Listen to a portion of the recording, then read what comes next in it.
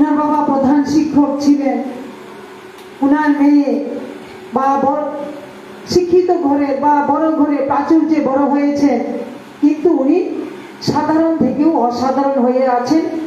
সবার মধ্যে যেই বা সবাইকে আপন করার যেই উনার অগাধ শক্তি আছে, ওইটা আমিও নিজেও অনেক সময় চিন্তা করি যে দিদি এত ভালো মানুষ বা সবাইকে আপন করে নেন, ওইটা উনার একটা বড় গুণ।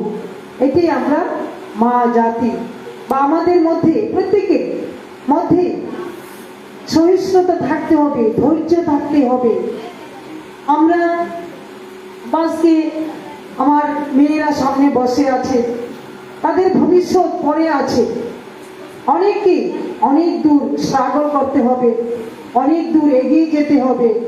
বা তোমরাও সংসার জীবন করবে, বিবাহ হবে, বা কার কেমন হবে আমরা জানি না, না আমরা জানি। এখন থেকে যদি যেই মেয়েরাই আছে, যেই কন্যারাই আছে আজকে বর্তমানে 6, 7, 8, 9, 10, 11, 12 তারাই পড়াশোনা করছো, যদি মনে করে যে হ্যাঁ আমি পড়াশোনা করছি, সত্যি আমার পড়াশোনার যে লাইফটা আছে ওইটা দিয়ে আমি মজবুত হব। মেয়েরা তাদের পড়াশোনার লাইফ দিয়ে মজবুত হয়। আর আমরা বাল্য বিবাহ যেই নাটক দেখেছি, আপ্লুত হয়ে গেছি। বা যারা সাংবাদিকতা করেছে, এসএস যে নিউজ যে মেয়েটি করলো, ওরও কি অনেক মেধা আছে, ও একদিন অনেক বড় হবে। বা সামনে যারা সবাই এই হল করে যেই মেয়েরা আছে, সবার মধ্যে প্রতিভা আছে, এই প্রতিভাকে সবার তৈরি করে নিতে হবে। আমি কতদিন পরে মাধ্যমিক দেব, বা কেউ মাধ্যমিক পাস করলো, 11, 12 বা কলেজ জীবন বা ইউনিভার্সিটি পড়াশোনা, বা মনীষাদি সরাসরি বলেছিলেন যে তোমরা কি বিবাহ করতে চাও, যে তাড়াতাড়ি মাধ্যমিক বা উচ্চ মাধ্যমিক পাস করে?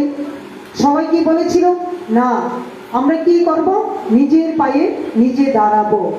আজকে বর্তমান আমাদের দেশ ভারতবর্ষের পরিস্থিতি চিন্তা করো, সারা পৃথিবীর কথা চিন্তা করো, যে আমাদের দেশে বা আমাদের সারা পৃথিবীতে মেয়েরা কত দূর এগিয়ে গেছে। আজকে বৈদিক যুগেও নারীদের অনেক কৃতিত্ব ছিল।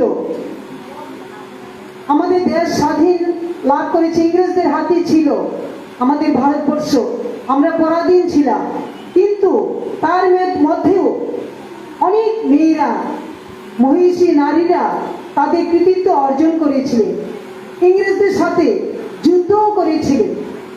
রানী লক্ষ্মীবাই, আমরা সবাই পড়াশোনা করেছি বা আমাদের পুস্তকে পেয়েছি, এই ঘটনাগুলি সত্যি। আজকে আমরা কতদিন পর, প্রায় 300 বছর